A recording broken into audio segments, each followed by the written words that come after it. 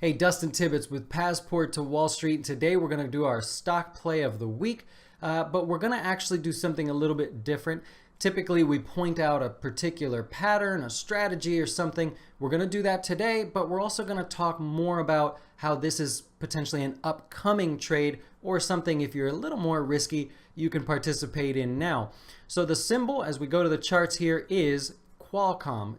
QCOM is the actual symbol, and you see that on the charts here. Now, Qualcomm has been in the news a lot lately because of their sort of souring relationship with Apple.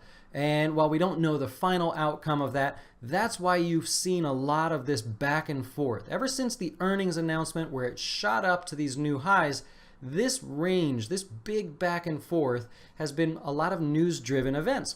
Now, 2 weeks ago, we had the markets melt down, and Qualcomm, of course, participated in that, pretty much like every other stock out there. But it also is recovering like pretty much every other stock out there. So the question is, if technical traders are going to jump in there and start buying it again, at what point will they be looking to get in? Now, the people that follow charts and look for technical sort of trades are going to be kind of drawing this line here, looking at these highs, and we'll make that a little thicker for you. So this is going to be sort of the magic area where the action will take place. Notice now that the volume was only heavy during the market meltdown 2 weeks ago. Otherwise, it's been pretty much average. Watch what happens when we get above this area. It looks to be about $68.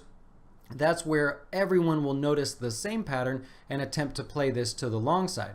Now the question is, can you get in early? Can you start the trade here and assume that it's going to break? Well, of course you can. That is, of course, the riskier way to play it. Now, I'm going to put a little caution out there for you here as well. This is more of a volatile stock that can have big moves because of different news events that are coming out. There are quite a few things going on with this stock. But basically, once we clear this high, you would expect that many technical traders that are bullish, that would be their moment in time to take that entry. The sort of negative about this play is, where would you get out if you're wrong? Let's say you have an entry at 68. You're going to have to hope that there's a significant low put in somewhere, hopefully around 65, so you can have a stop loss that's more reasonable.